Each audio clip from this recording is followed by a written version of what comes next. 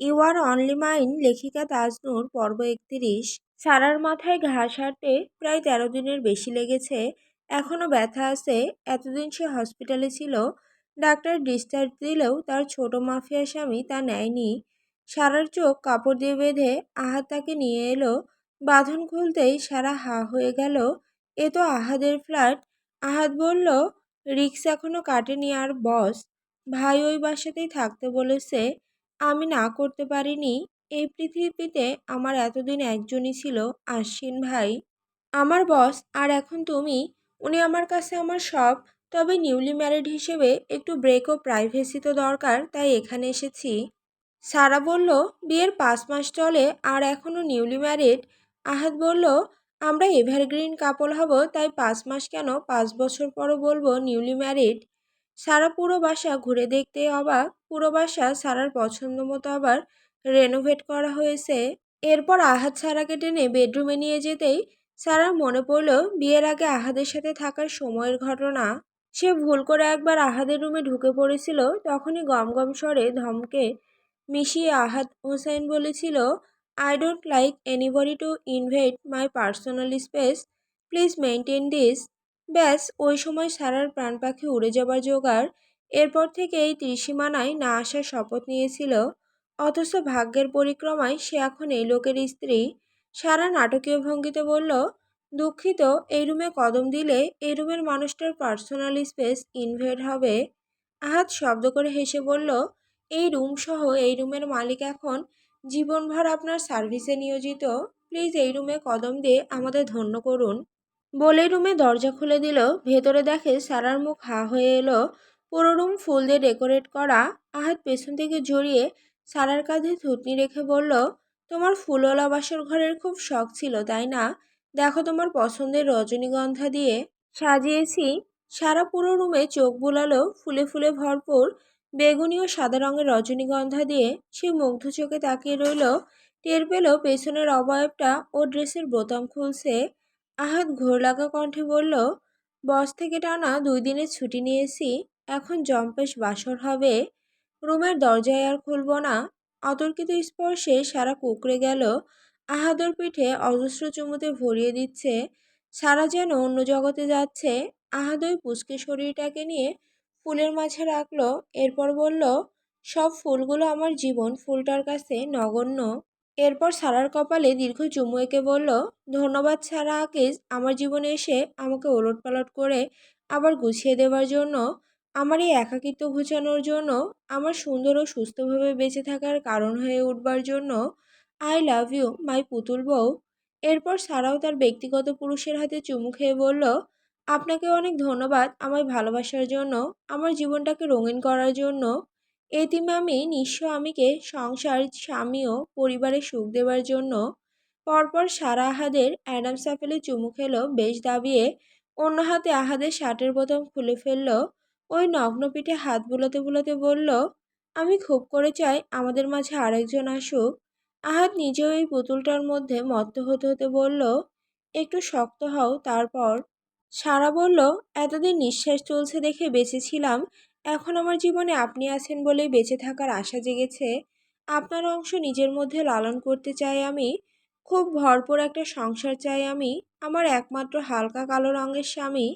সারার পেট থেকে নাভিতে চুমু খেতে আহাদ কোনো রকম বলল, আচ্ছা। এরপর আর কোনো কথায় অবকাশ পেল না। সারা চাদর খামচে ধরল। আহাদ এবার ওই পেলব ঠোঁট জোড়া নিজের মাঝে নিল। চুমুর প্রখরতা বাড়ছে, তবু সারা ছাড় পাচ্ছে না। পাতি মাফিয়া বরটা এবার তাহলে ভালোই রোমান্টিক হচ্ছে। সারা শ্বাসরুদ্ধ হয়ে আসছে। আহাদ কিছুক্ষণের জন্য ছেড়ে আবার ওই ঠোঁটে আক্রমণ করলো। সারা আলতো করে ঠোঁটে কামড়ে ধরলো। আহাদ ভ্রুকুচকে আরো যত্নের সাথে চুমু খেতে থাকলো। তার হাত জানিয়ে দিতে লাগলো তার ভালোবাসার স্পর্শ। মারোয়া চোখ বুজে পড়ে রয়েছে। মাফিয়া বস সারা রাত ঘুমাতে দেয়নি। বেপরোয়া বেডা একটা। শরীরে একদম শক্তি নেই। এর মধ্যে আশ্বিন স্লাইডিং ডোর খুলে এলো। তার হাতে ক্রিমি হেলদি থাই স্যুপ মাত্রই রান্না করেছে সে। মারোয়ার কাছে এসে তাকে ধরে তুলে বসালো। তার গায়ে শুধু কমফোর্টার। তারপর চামচে ফু দিয়ে স্যুপ খাইয়ে দিতে লাগলো। খাওয়া শেষে মারোয়ার তৃপ্তি লাগলো। শারীরিক যন্ত্রণাও কমে এলো যেন। মারোয়া বলল, আহ, আমি কত ভাগ্যবতী, মাফিয়া স্বামী নিজেই রান্না করে আমাকে খাইয়ে দিচ্ছে। মারোয়া নামের মেয়েটা খুব ভাগ্য করে এসেছে যে তার জীবনে আশিন আনোয়ার নামের লোকটির পদার্পণ করেছে। রান্না করে খাইয়ে দেওয়া, চুল শুকিয়ে বিনুনি করে দেওয়া, ব্যথা হলে মালিশ করে দেওয়া, গরম লাগলে পানিতে টাওয়াল ভিজিয়ে পা কোলে নিয়ে মুছে দেওয়া, সব রকমের যত্ন করে তার স্বামীটা। আশ্বিনের ঠোঁটে বাঁকা হাসি, সে বলল, প্রতিদিন 2 বেলা করে গোসল করিয়ে দেওয়া, এটা বললে না যে বউ? মারোয়া লজ্জা পেল। আশ্বিন ফের দুষ্ট হেসে বলল, শরীর ভালো লাগছে? মারোয়া সরল মনে হা বোধক মাথা দোলালো। আশ্বিন বলল, তাহলে আরেক রাউন্ড হয়ে যাক লাভলি মোমেন্টস। মারোয়া চোখ বড় বড় করে অসহায় চোখে তাকালো। লাভ হয়নি। শক্তপোক্ত লোকটা ততক্ষণে কমফোর্টের ভেতরে ঢুকে মারোয়াকে আষ্টেপৃষ্টে জাপটে ধরেছে। প্রায় বিকেলের দিকে মারোয়ার ঘুম ভাঙতেই পাশে মাফিয়া স্বামীকে এক হাতে ভর দিয়ে তার দিকে তাকিয়ে থাকতে দেখলো। মারোয়া একটা স্নিগ্ধ হাসি দিয়ে জড়িয়ে ধরল। আশি তাকে কমফোর্টার সহ বেঁচিয়ে ওয়াশরুমের উদ্দেশ্যে হাঁটা ধরল। লম্বা মিররের সামনে মারোয়া বসে আছে। তার পেছনে তার মাফিয়া স্বামী হেয়ার ড্রাই করে দিচ্ছে। মারোয়ার গায়ে আকাশি রঙের লং ফ্রক, গলায় জলজল করছে মাফিয়া স্বামীর দেওয়া সেই ডায়মন্ডের নেকলেস। আশ্বিন বলল, ভালোই ফাইটার বউ পেয়েছি। I feel so lucky. তোমাকে বন্দুক ধরা অবস্থায় দেখে ক্রাশড আমি। মারোয়া বলল, আমি মোটেও ফাইটার নই, আমি সাধারণ মেয়ে। তবে আমার পরিবার, আমার স্বামী ও আমার বাচ্চার কেউ ক্ষতি করার উদ্দেশ্যে হাত বাড়ালে আমি চুপ থাকবো না।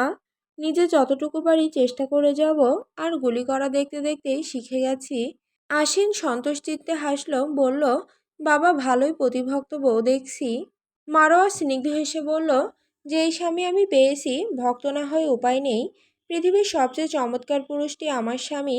আপনি বুঝবেন না, কারণ আপনার তো স্বামী নেই। বলেই মারোয়া খিলখিল করে হেসে উঠল।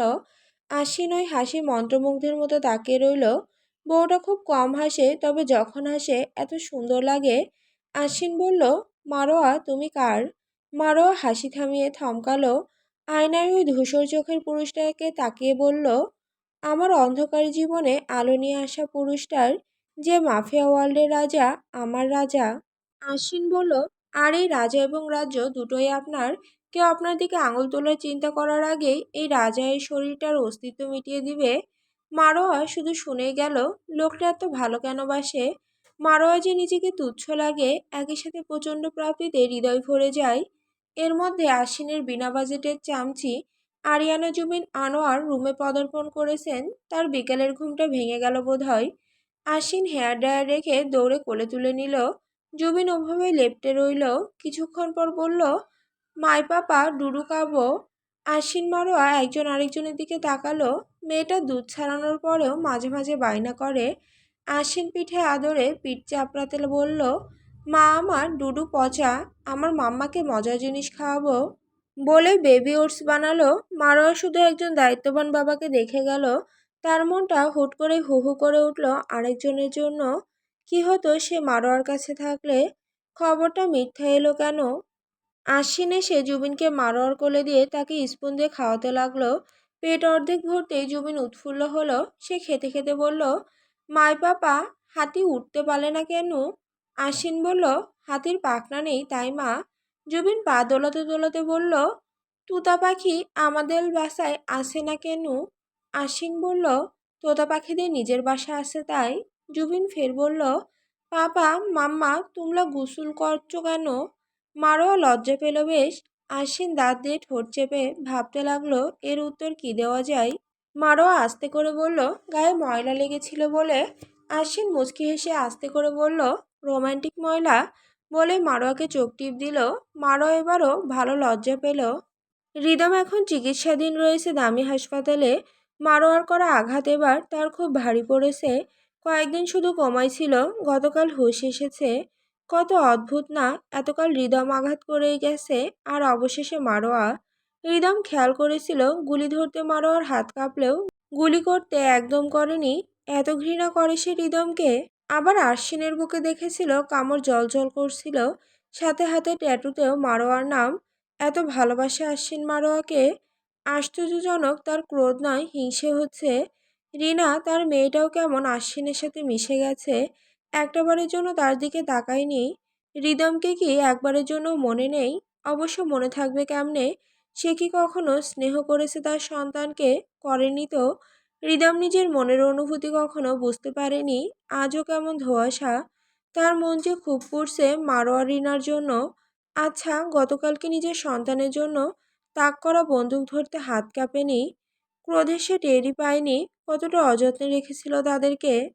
নয়নটাও কেমন বেইমানি করলো। এর মধ্যে রিদমের ফোনে কল এলো। মেইন ভিলেন দিয়ে সেভ করা নামটা।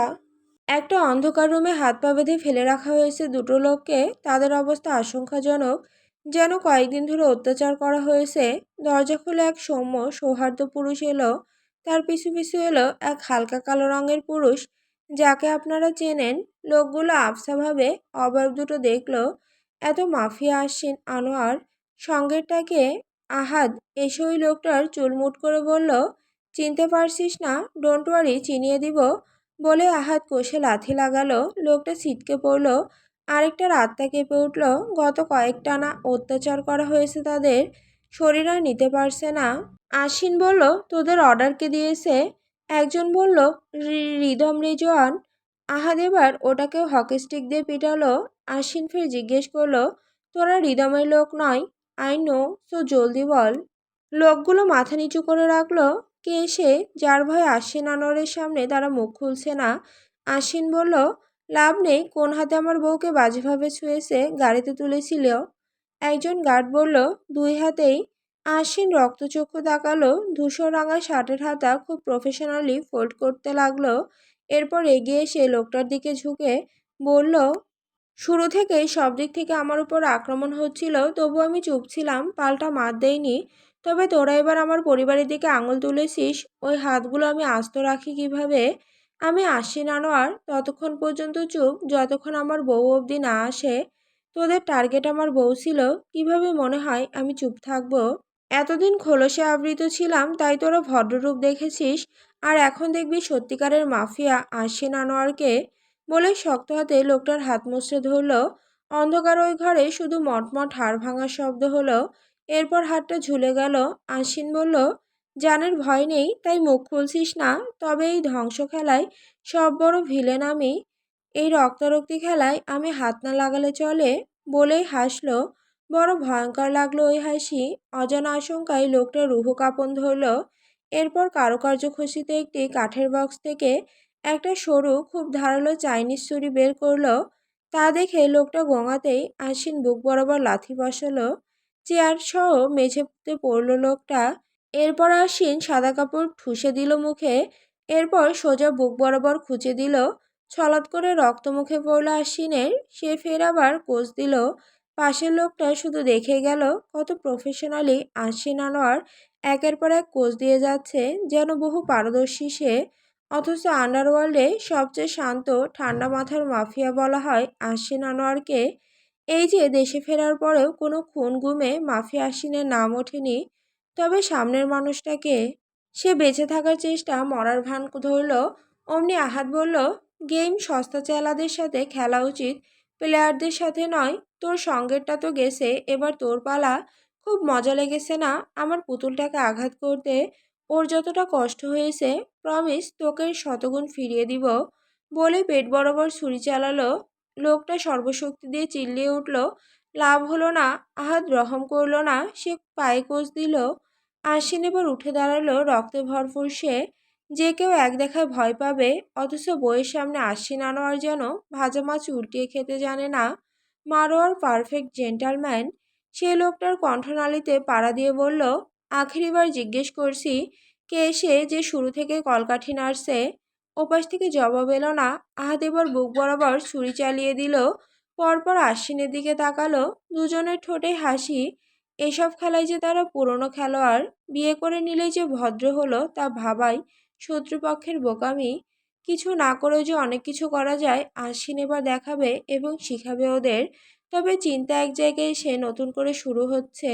এতদিন শত্রু রিদমকে ভেবে এসেছে যে সম্মুখে ছিল। তবে এবার শত্রু আড়ালে, যার কারণে আশ্বিন মাত দিতে পারছে না। অপেক্ষা করে আছে। কে সে? রিদমের মতো নয়, আশ্বিনের সমান শক্তিশালী বোঝা যাচ্ছে। না হয় আশ্বিন আনোয়ারকে টক্কর দেওয়ার মতো কলিজা কার? আশি নিজের রক্ত পরিষ্কার করে ড্রেস চেঞ্জ করে ফেলল। সবার কাছে মাফিয়া আশিন আনোয়ার হলেও তার বউ বাচ্চার কাছে সে একজন জেন্টালম্যান।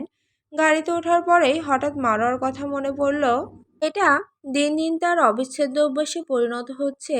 সে কল করলো। ওপাশ থেকে তার মন হরণ করা রমণীর কণ্ঠস্বর শুনে সে সুর লাগিয়ে বলল, तेरे जज्बातों में महक इसी सांसों में, ये तो महक संगली सी है। दिल की पैरों में बेखरी सी आहों में सोने की ख्वाहिश जागी सी है। चेहरे से चेहरे छुपाओ, सीने की धड़कन सुनाओ, देख लो खुद को तुम आँखों में मेरी, आँखों में मेरी।